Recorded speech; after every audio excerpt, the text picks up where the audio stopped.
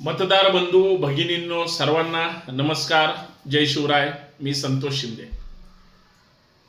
मतदान करताय ना? मतदानाला जाणार आहात.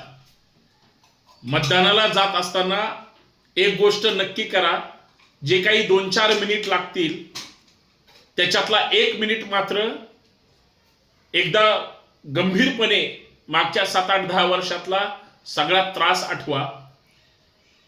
मतदानाला सोबत जात असताना आपला स्वतःचा मेंदू सुद्धा सोबत घेऊन जा, कारण बऱ्याच जणांनी मतं विकली आणि बऱ्याच जणांनी मेंदू सुद्धा गुलाम ठेवला. असं अजिबात करू नका.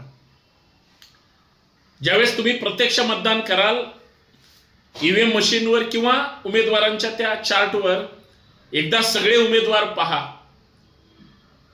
कोण कुठल्या पक्षात होतं, कोण कुठल्या पक्षात गेलं, आयाराम गयाराम, हौशे नवशे गवशे, हे सगळं वाचा. लोकशाही मजबूत तुम्हाला करायचे, तुम्ही तुमचं पवित्र मत हे दिलंच पाहिजे. पण एकदा समोर जो उमेदवार आहे तो दलबदलू आहे का, फसवणार आहे का, तुम्हाला आत्ताच दिसला का, 5-10 वर्ष कुठंच नव्हता, तो आपल्या हक्कासाठी भांडतो का, हा सगळा विचार करा. आणि जो सोबत तुम्ही मेंदू घेऊन गेलेला आहात त्या मेंदूचा योग्य वापर करा. एकदा ती सगळी यादी बघा आणि योग्य व्यक्तीलाच मतदान करा, तरच लोकशाही बळकट होईल आणि तुमचंही मत वाया जाणार नाही. चुकीचा माणूस तुमच्याकडून निवडून येणार नाही. दादागिरी, सत्तेची मस्ती किंवा पदाचा गैरवापर, जातीवाद, धर्मवाद, मनवाद, या सगळ्या गोष्टी बाजूला ठेवायच्या.